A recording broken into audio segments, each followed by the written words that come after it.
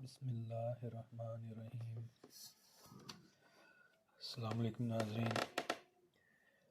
جڑاں کی تاریخ کے حوالے سے آج ہمارا چیپٹر نمبر 7 باب 7 جڑاں کی بلدیاتی تاریخ۔ جڑاں کے بلدیاتی ادوار۔ جڑاں کے بلدیاتی تاریخ بھی اتنی ہی پرانی ہے جتنے خود نے جڑاں کے اپنے تاریخ نوٹیفائیڈ کمیٹی، ٹاؤن کمیٹی اور میونسپل کمیٹی قرار پانے کے دوران مختلف سرکاری اہلکاران، نامزد شخصیات اور منتخب نمائندگان جڑاں کی بلدیاتی کمیٹیوں کے سربراہ رہے۔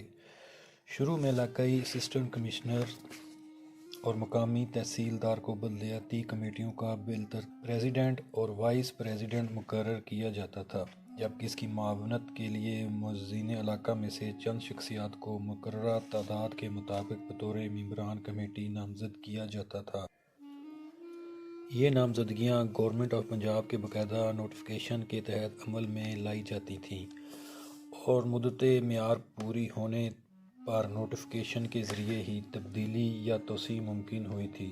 چونکہ ایسی صاحبان و تحصیلداران سرکاری ملازم ہوتے، لہذا تبادلہ ہونے کی صورت میں ان کی جگہ نئے آنے والے اہلکار خود بخود پریزیڈنٹ اور وائس پریزیڈنٹ کا چارج سنبھال لیتے تھے۔ Notified area committee. جڑاں نوٹیفائیڈ ایریا کمیٹی مورخہ 17/1/1912۔ مذکورہ تاریخ میں ایک نوٹیفکیشن کے ذریعے جڑاں کو نوٹیفائیڈ ایریا کمیٹی قرار دیا گیا۔ پہلے پریزیڈنٹ علاقائی اسسٹنٹ کمشنر لائل پور، پہلے وائس پریزیڈنٹ مقامی سب تحصیل جڑاں۔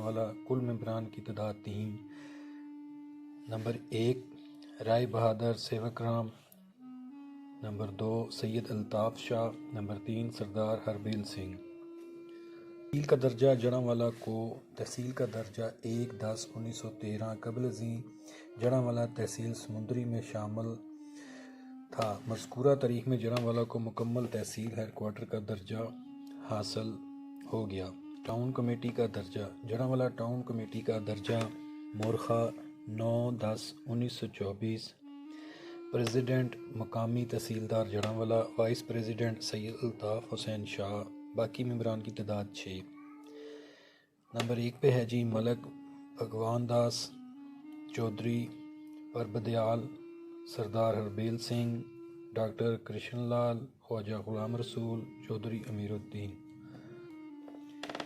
جڑاں میونسپل کمیٹی کا درجہ مورخہ 15/4/1935۔ پہلے پریزیڈنٹ سوڈی ارجن سنگھ، دوسرے پریزیڈنٹ لالا ہرنام داس، تیسرے پریزیڈنٹ لالا کرم چند، وائس پریزیڈنٹ چودھری مہتاب الدین۔ کی ممبران کی تعداد 8۔ سید الطاف حسین شاہ، صوبیدار رائے انور خان، شیخ محمد دین، ڈاکٹر کرشن لال، لالا سنت رام چودھری، پربدیال لالا اسم چند، لالا مہر چند۔ مذکورہ کمیٹی قیام پاکستان تک قائم رہی۔ پہلی میونسپل کمیٹی 14 اگست 1947 کو قیام پاکستان کے بعد غیر مسلم ممبران کے ترک وطن کرنے پر حکومت پاکستان نے بھارت سے ہجرت کر کے آنے والے ان اشخاص کو کمیٹی کا ممبر نامزد کیا جو ہندوستان کی کسی میونسپل کمیٹی کے ممبر تھے۔ چنانچہ قیام پاکستان کے بعد جڑاں کی پہلی بلدیاتی کمیٹی میں درج ذیل شخصیات شامل تھیں۔ نمبر 1 پہ ہے سید الطاف حسین شاہ، چودھری مہتاب الدین، شیخ محمد دین، صوبیدار رائے انور خان، چودھری مختار احمد،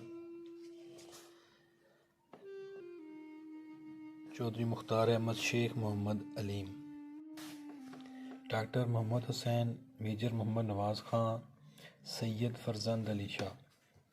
سب ڈویژن کا درجہ۔ جڑاں سب ڈویژن کا درجہ 1/1/1970۔ مختلف سربراہان میونسپل کمیٹی کے نام اور عرصہ دورانی۔ پریزیڈنٹ اور ایڈمنسٹریٹر صاحبان۔ نمبر 1 پہ ہے سید الطاف حسین شاہ، 6/3/1948 تا 20/2/1955۔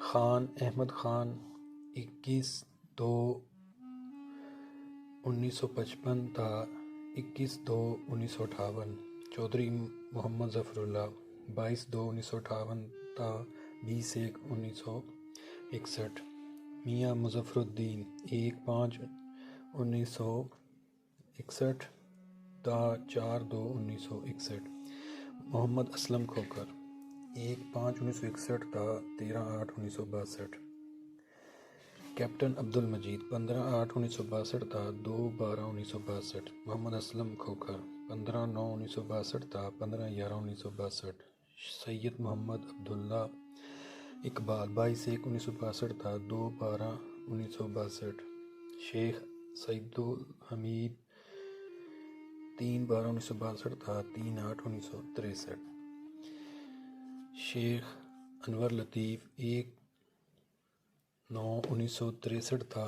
8/7/1964 چودھری امتیاز احمد شاہی 11/7/1964 تا 25/5/1966 خان افتخار احمد خان 31/5/1966 تا 10/6/1966 چودھری محمد اقبال منہاس 11/6/1966 تا 2/12/1966 14 نمبر پہ ہیں جی چودھری محمد صدیق 3/1/1966 تا 30/5/1967 شیخ محمد اقبال 31/5/1967 تا 2/1/1969 چودھری محمد صدیق 3/1/1969 تا 27/3/1969 خان منظور مسعود تمنا 8/3/1966 8/3/1969 تا 28/1/1970 میجر قمر الزمان قریشی 12/1/1970 تا 17/10/1971 سید احمد سلیم شاہ 29/10/1971 تا 28/7/1972 چودھری شجاعت حسین 28/7/1972 تا 31/1/1973 خان عبدالقیوم 1/2/1973 تا 21/7/1974 کیپٹن MM افغان 22/7/1974 تا 30/9/1974 نوابزادہ ریاست علی خان 1/10/1974 تا 25/2/1975 صاحبزادہ محمد عنایت اللہ 26/2/1975 تا 8/11/1975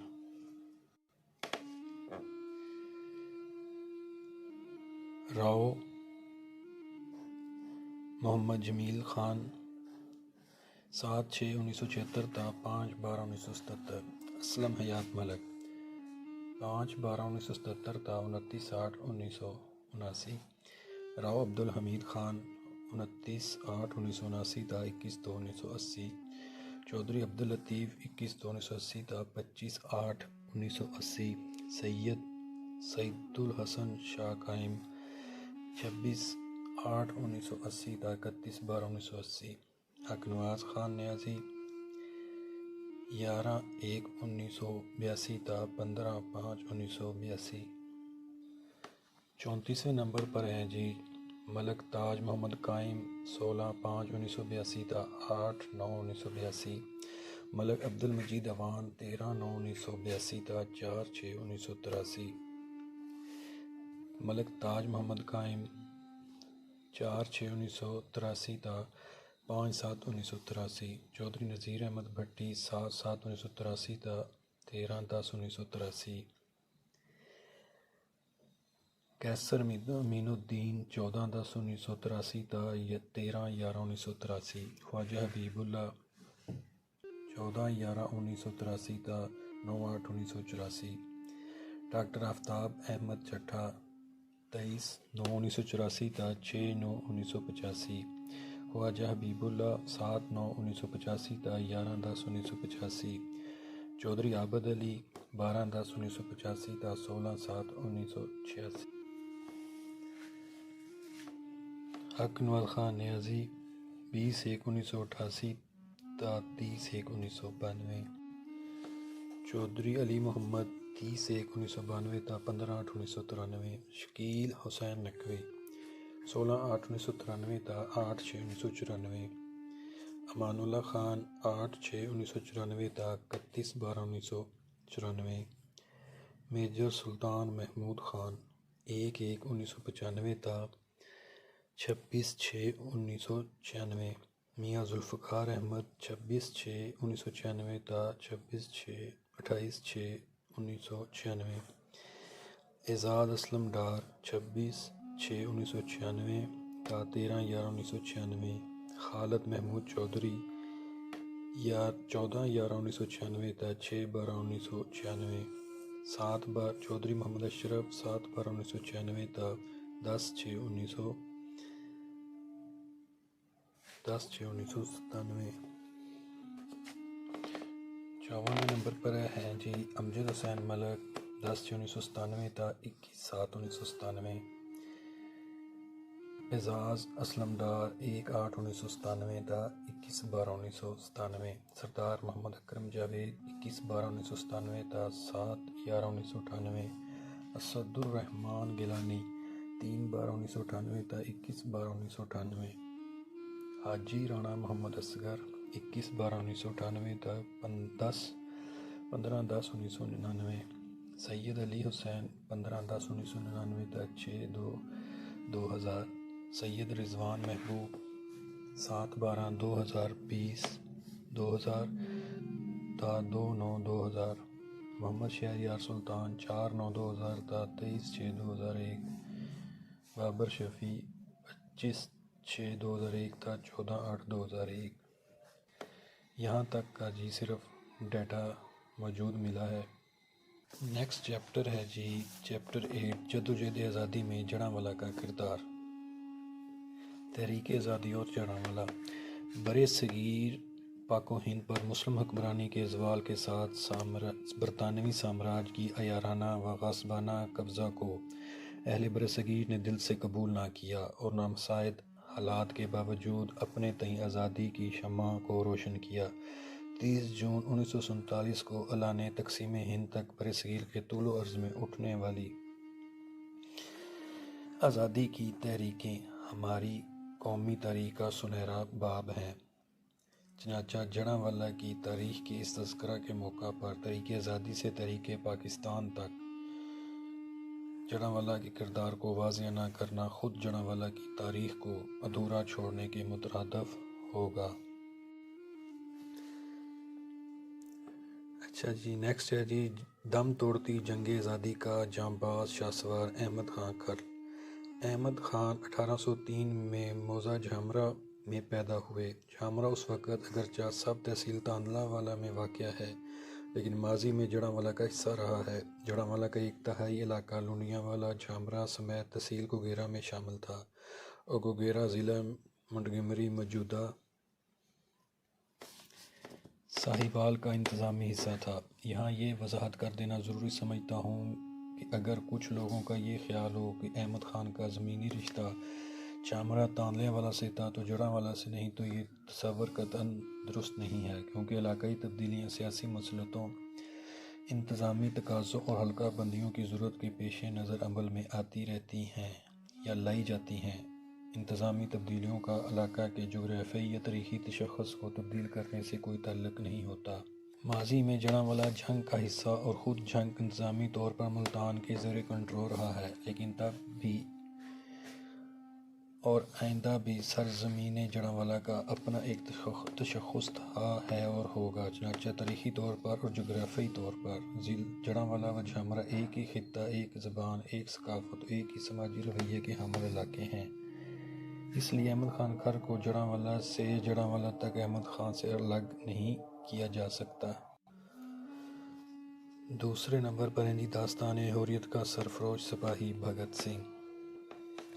27 ستمبر 1907 کو موضع بنگلہ تحصیل جڑاں میں پیدا ہوئے۔ ابتدائی تعلیم گاؤں میں حاصل کی، اعلیٰ تعلیم کے لیے نیشنل کالج لاہور میں داخلہ لیا، لیکن ان دنوں انگریز سامراج کی جانب سے ظلم و بربریت کے بے درپے واقعات ہوئے۔ مثلاً 19 سالہ کرتار سنگھ کو پھانسی دی گئی۔ جلیاں والا باغ میں معصوم حاضرین نے جلسہ پر فائرنگ سے 400 افراد کی شہادت ہوئی اور مزدور کسان دشمن پالیسیوں پر احتجاج کرنے والوں کے خلاف انگریز سرکار کے بے رحمانہ تشدد سے متاثر ہو کر 1921 میں مزید تعلیم کے حصول کا سلسلہ منقطع کر دیا اور برطانوی سامراج سے ٹکر لینے کی ٹھانی۔ بھگت سنگھ نے آزادی کی جدوجہد کو تنظیم اور تحریک دینے کے لیے ایک انقلابی پارٹی بھارت سبھا بنائی۔ بعد ازاں برِ صغیر کے زیادہ سے زیادہ پڑھے لکھے افراد کو شامل کرنے کے لیے ہندوستان سوشلسٹ ریپبلکن ایسوسی ایشن کی بنیاد رکھی اور آزادی کی جدوجہد کو آگے بڑھایا۔ انگریز سرکار نے آزادی پسند تنظیموں اور رہنماؤں کو دبانے کا عمل جاری رکھا تو اسے جواب میں بھگت سنگھ جیسے غیرت مند حریت پسندوں نے بھی مسلح جدوجہد کرنے کا فیصلہ کیا۔ چنانچہ اس مقصد کے تحت بھگت سنگھ اور چندر شیکھر نے سوشلسٹ ریپبلکن آرمی کی بنیاد رکھی اور بھگت سنگھ نے اپنے ساتھیوں سمیت اس میں شامل ہو کر آزادی کی تحریک کو ایک نیا جوش، جذبہ اور ولولہ عطا کیا۔ ایس آر کے کارکن گولہ بارود جمع کرتے اور بوقت ضرورت کام میں لاتے۔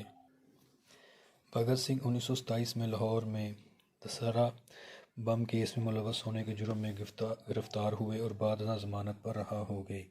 ایک موقع پر انگریز سرکار نے یک طرفہ قائم کردہ سائمن کمیشن کے خلاف احتجاج کرنے پر پولیس نے ہندوستانیوں پر بے پناہ تشدد کیا، جس سے لالا لاجپت رائے چل برسے۔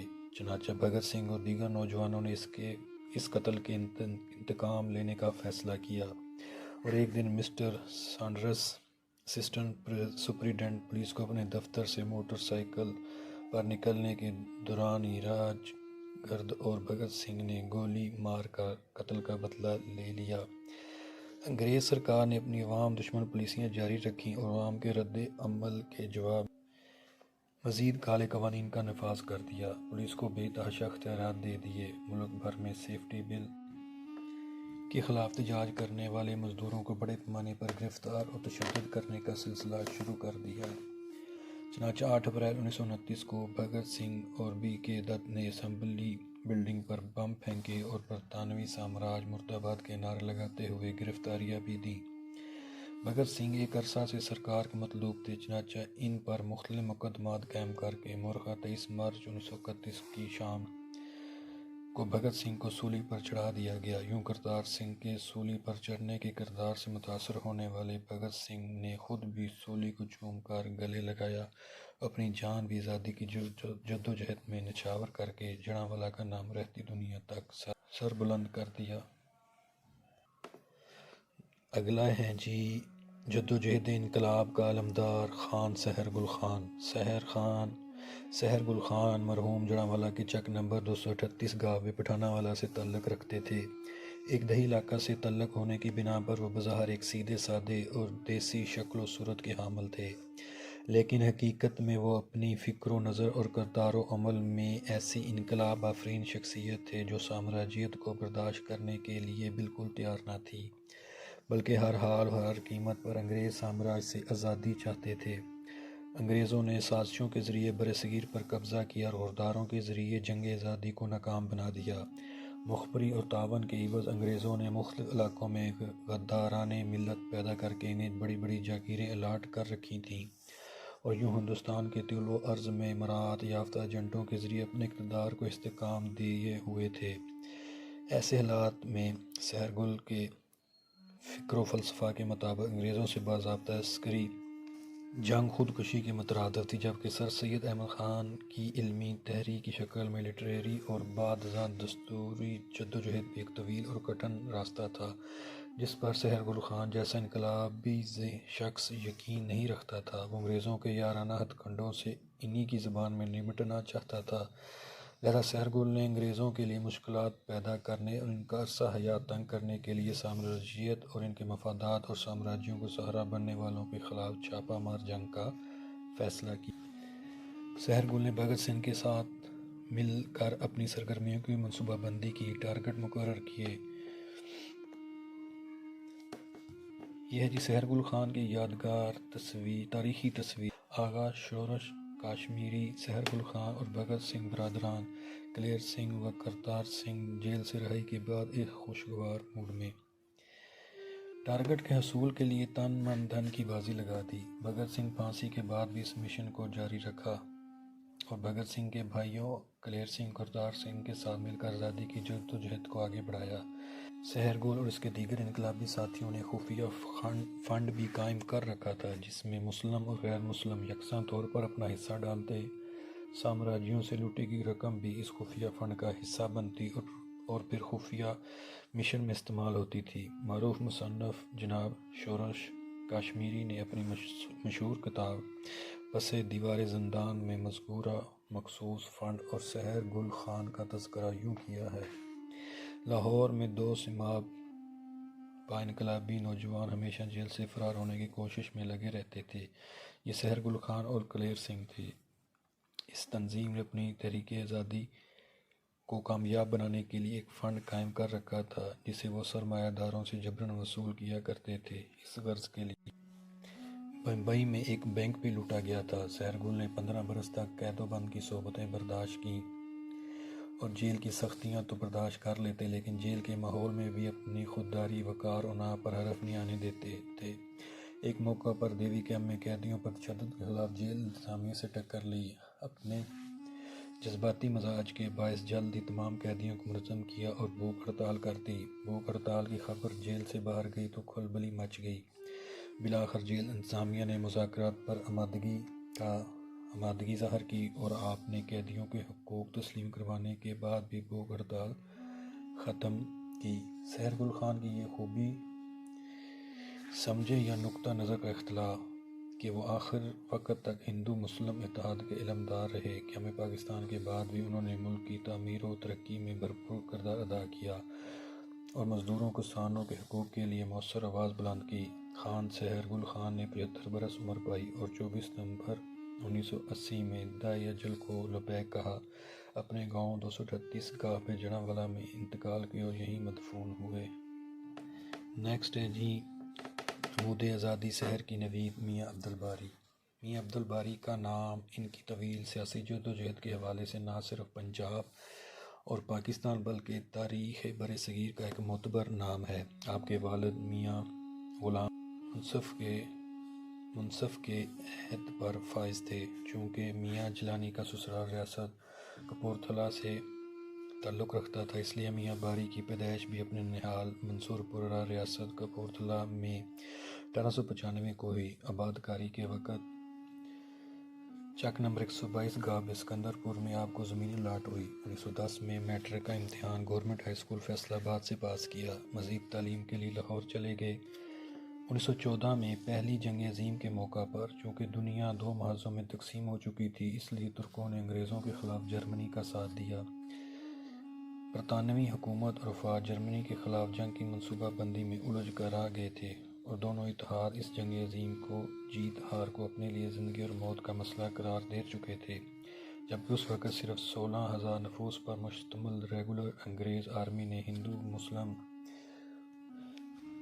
ضمیر فروشوں کے گٹھ جوڑ سے ہندوستان پر تسلط جما رکھا تھا۔ چنانچہ وقت کی نزاکت کے اس موقع پر برصغیر کے چند اہل شعور اور معاملہ شناس نوجوانوں نے افغانستان کو ہندوستان پر حملہ آور ہونے کی دعوت دی تاکہ اس موقع پر ہندوستان کو انگریز سامراج کے غاصبانہ پنجہ سے آزادی دلائی جا سکے۔ چنانچہ اس عظیم تر مقصد کے لیے میاں عبد الباری جو ابھی ایم اے کے طالب علم تھے، اپنے 14 ساتھیوں کے ہمراہ 5 فروری 1915 کو افغانستان کے لیے روانہ ہو گئے۔ ان طلباء نے اپنی سیاسی حکمت عملی کے پیش نظر اصل نام کی بجائے متبادل فرضی نام اختیار کیے اور 2 گروپوں کی صورت میں افغانستان پہنچے۔ امیر افغان حبیب اللہ خان کو وفود کی آمد اور اس کے ارادوں سے آگاہ کر دیا گیا، لیکن بدقسمتی سے امیر افغان شش و پنج میں مصلحت کا شکار رہا۔ انگریزوں کے خوف سے امیر افغان نے وفود کو 6 ماہ تک ملاقات کا اتنا موقع بھی نہ دیا کہ وہ کھل کر اس سے بات کر سکتے، حالانکہ اس وقت ہندوستان افغانستان کے خلاف دیکھ رہا تھا۔ ادھر انگریز سرکار کو بھی افغانستان میں ہندوستانی طلباء کی سیاسی مصروفیات کا علم ہو گیا۔